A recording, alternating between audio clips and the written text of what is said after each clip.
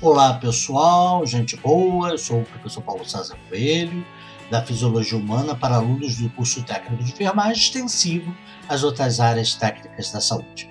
Hoje nós vamos com a videoaula 17, ainda dando continuidade ao tema, a temática hemodinâmica dentro do curso de Fisiologia Cardiovascular, e aí vamos falar sobre a regulação da pressão arterial. Nós vimos a circulação arterial, circulação venosa, microcirculação, a circulação capilar, a pressão arterial propriamente dita, e hoje vamos nos deter na regulação da pressão arterial. Como é que ela é feita? Bem, a regulação, os mecanismos de regulação existem de duas naturezas. O mecanismo nervoso, que é um mecanismo a curto prazo, que ele é imediato, você precisa aumentar ou diminuir a pressão de maneira emergencial, ele entra em ação. Ele dura muito bem, de 24 a 48 horas, mas a partir de 48 a 72 horas ele vai saindo de cena.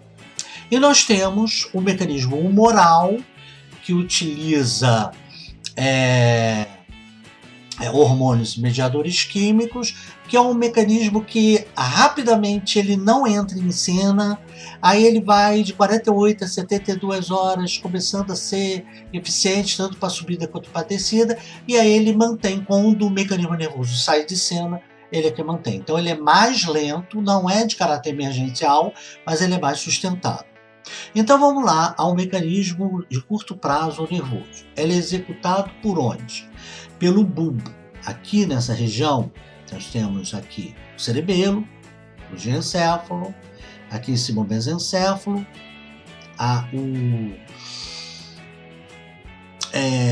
ponte e o bulbo. Nessa região do bulbo tem um conjunto de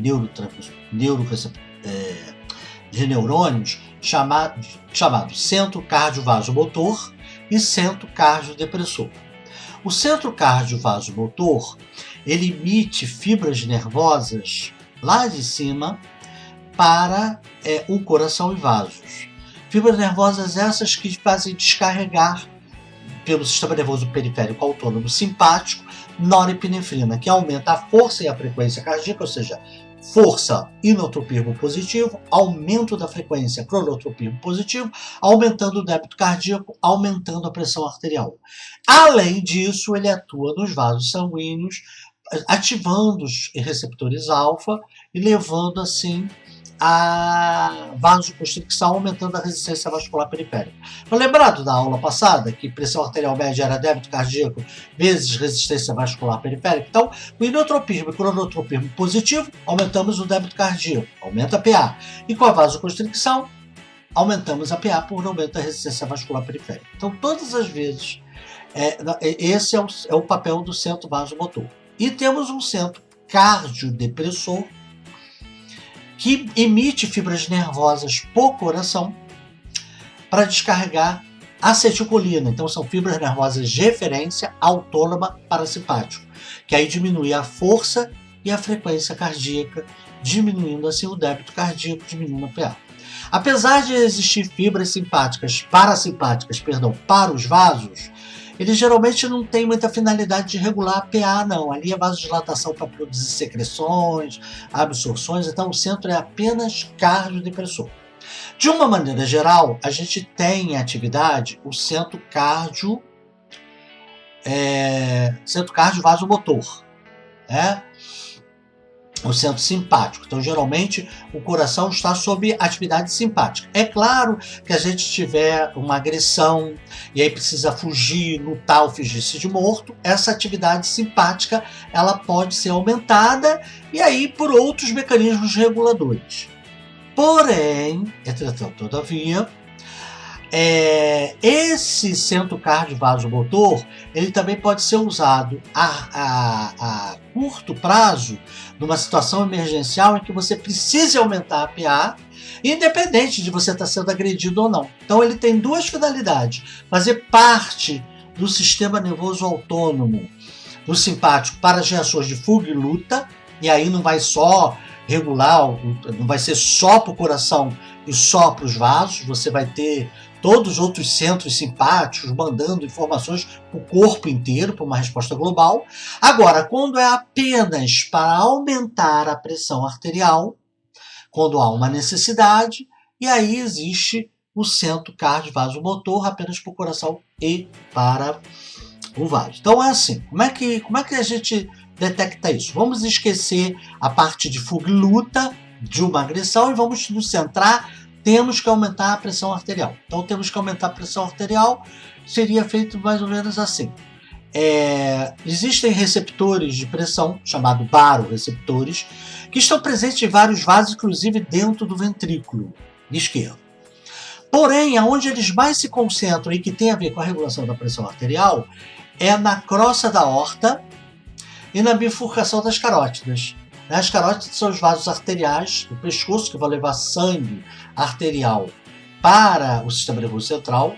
Logo quando tem aquela crosta da aorta, que a aorta faz aquele cajado, um dos primeiros que sai, além de sair sangue para as coronárias para irrigar o próprio coração, sai ramos que vão dar as carótidas que vão levar sangue para o sistema nervoso central. Aí ele tem uma bifurcação ali, é rica em baroreceptores que vão detectar a pressão. Se aumenta a pressão, eles são muito estimulados. Se aumenta demais, eles são hiperestimulados. Se aumenta pouco, eles são pouco estimulados. Se está baixo, eles nem são estimulados. Então ali detectado. E na própria crosta da aorta. A própria aorta, quando ela faz aquele cajadinho, tem ali uma riqueza de baroreceptor. Agora existem baroreceptores e outros vasos, mas eles são secundários, eles participam da regulação da PA, mas secundários. Se você bloquear todos os outros, mas mantiver o da bifurcação carotídea e os baroreceptores da crosta da aorta, ele já dá uma boa regulada, tá? Então os outros são só complemento. Assim como os baroreceptores dentro do ventrículo,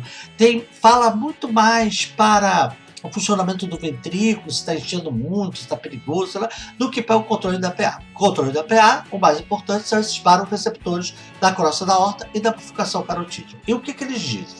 Se a pressão está muito baixa, eles não informam nada, eles não são estimulados, e aí isso dá uma informação aqui para a região do bulbo, mais precisamente para o centro cardiovascular, que ele deve descarregar, independente da pessoa estar sendo agredida ou não, uma grande quantidade de norepinefrina para os vasos e para o coração. Então o coração acelera muito e os vasos estão contraídos. Então quando uma pessoa está hipotensa e o coração acelera, isso é um bom sinal, esse é sinal que o organismo está tentando compensar a hipotensão.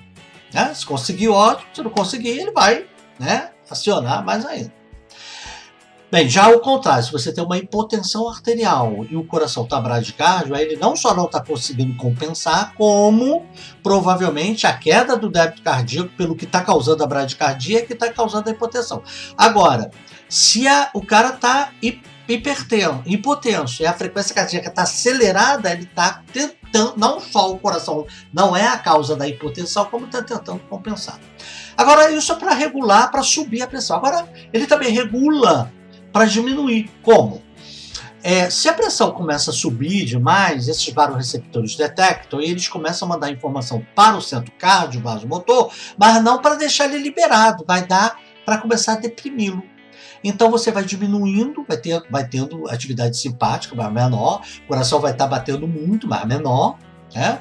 O vaso vai estar contraído, mas nem tanto. E aí, se a hipertensão se resolver, ótimo, mas se a hipertensão continuar aumentando, não resolver, ele vai deprimindo ainda mais, até que vai chegar um ponto que vai ter tão pouca norepinefrina que o coração vai estar estimulado a bater forte e com uma certa frequência, mas não tão alta assim. E aí, nos vasos do pescoço e vasos da pele e mucosa, só tem receptor alfa, vai chegar um momento que tem tão poucos receptores alfa que não vai produzir mais vasoconstricção nenhuma, né? E nos vasos das vísceras e da musculatura esquelética, que também tem beta, mas o alfa sempre ganha, quando você reduz o número de alfa e betas ocupados, de repente para de ter a vasoconstricção do beta e passa a ter uma vasodilatação numa tentativa de, inclusive, reduzir essa PA. Se não adiantou nada e a pressão continua alta ou aumentou ainda mais, vai chegar um ponto que o sistema cardiovasomotor é totalmente bloqueado por impulsos nervosos nos baroreceptores que vão chegar lá no bulbo. E aí não vai ter pouca norepinefrina, não vai ter nenhuma sendo liberada, e aí a frequência cardíaca tende a não aumentar e os vasos, né, vão ficar lá sem nenhuma ação. Até que, se a pressão regularizar, beleza. Mas agora, se ela não melhorou e ainda aumentou ainda mais, aí ele passa a estimular o centro cardiodepressor. Então, o centro cardiodepressor é só quiescente. Ele é só quiescente. Ele só funciona quando você já bloqueou o centro cardiovasomotor e não adiantou porque a pressão continua aumentando, não resolveu nada, continua alta. Aí, neste caso, ele começa a ter descarga simpática para o coração e aí começa a fazer uma bradicardia, ou seja, um efeito cronotrópico negativo, e uma diminuição da força, efeito inotrópico positivo. Negativo também, né? Diminuição da força. E aí diminuindo o débito cardíaco. Então, da mesma maneira que se eu tenho uma hipotensão, meu coração está acelerado, taquicárdico, isso significa que o coração está tentando compensar, e se eu tenho uma hipotensão e o coração está bradicárdico, provavelmente a bradicardia é a causadora da hipotensão, não para compensar. O contrário também é verdadeiro. Eu tenho uma hipertensão e a frequência cardíaca está baixando, está baixa, isso é sinal que o coração está tentando compensar com o sistema cardiodepressor.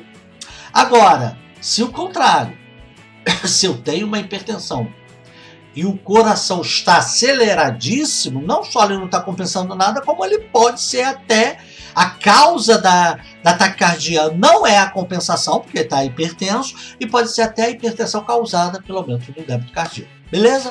Bem, se consegue controlar esse mecanismo neural aí, ele funciona muito bem de 24 a 48 horas, mas depois de 24 a 48 horas, depois de 48 horas, ele começa a se adaptar, como se a hipertensão continuar ou a hipotensão continuar, ele começa a não responder, mas aí não tem problema que num prazo de médio e longo prazo entra o mecanismo humoral, que envolve os rins e envolve a medula da suprarrenal e a córtex também, né? Suprarrenais que ficam acima dos rins, que nós vamos discutir em outras aulas. Então, nas primeiras 24 a 48 horas, isso aqui é muito precário, tanto que se isso já em 24 a 48 horas se resolver como um mecanismo neural, já resolveu lá bulbar, regulação bulbar. Agora, se não se resolver, isso vai melhorando e de 48 a 72 horas ele passa a se resolver. De que maneira? Por exemplo, o simpático, ele também pode reduzir, quando tem uma hipertensão, quando tem uma hipotensão, pode reduzir o fluxo sanguíneo renal, pode haver uma redução do fluxo sanguíneo renal, e com isso você produzir menos urina e ficar mais volume de sangue tentando compensar. Isso fica eficiente de 48 a 72 horas adiante. Ou, no contrário, uma hipertensão pode aumentar, se ela não é de causa renal, pode-se aumentar o fluxo sanguíneo renal, você aumentar a produção de urina, urinar mais, numa tentativa de reduzir a pressão arterial. Além disso, é liberado, é ativado o sistema renina, angiotensina, aldosterona. O que é esse sistema? A renina, quando você tem uma hipotensão arterial em que o mecanismo de nervoso não se resolveu, ou resolveu, mas já está indo para 48 a 72 horas e ele não consegue sustentar, aí o sistema renina, angiotensina, aldosterona entra em ação. O que ele vai fazer? O sistema renina vai atuar nos vasos renais, fazendo uma vasoconstricção, ela é produzida no rim, atua no próprio rim, fazendo uma vasoconstricção, reduzindo a filtração, a secreção tubular, diminuindo a produção de urina e aumentando o volume sanguíneo, para aumentar, né, o débito cardíaco, de uma certa forma até a resistência vascular periférica. Aí essa renina cai no sangue, e aí transforma um peptídeo plasmático chamado angiotensinogênio em angiotensina 1, que é uma vasoconstritora leve. Essa angiotensina 1 passa em vários locais, e principalmente no pulmão, e vira angiotensina 2, em maior quantidade de 3, que são poderosas vasoconstrictoras, aumentando assim a resistência vascular periférica, e elas vão até as suprarrenais, mais precisamente a córtex suprarrenal, liberar aldosterona. O que a aldosterona faz?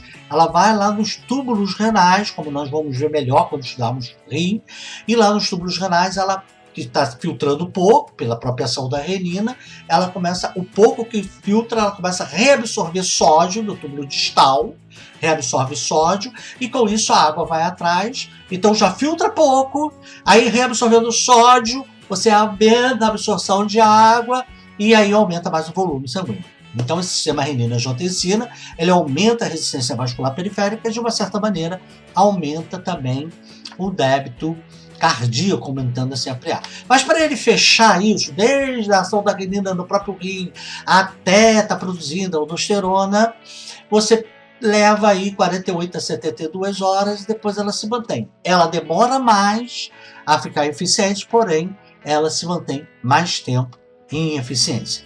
Agora é o contrário, você tem uma hipertensão que não é de causa renal, você bloqueia essa ação renal toda, isso tudo é bloqueado, e há uma vasodilatação renal por mecanismos locais do próprio rim.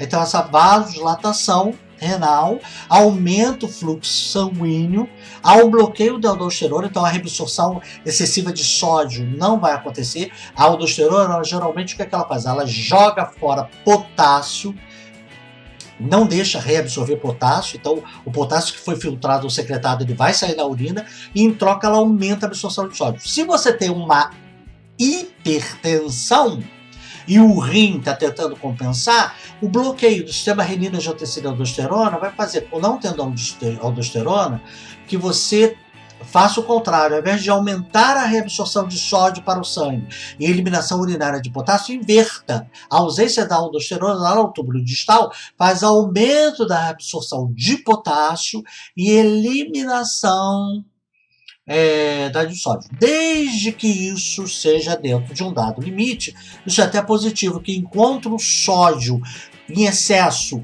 passa para a musculatura lisa do vaso e bloqueia os mecanismos vasodilatadores, as reações químicas vasodilatadores que promovem o processo de relaxamento do vaso, o potássio já faz o contrário. Uma menor quantidade de sódio, uma maior quantidade de potássio faz com que a musculatura lisa relaxe, responda mais rápido, de maneira mais eficaz ao relaxamento.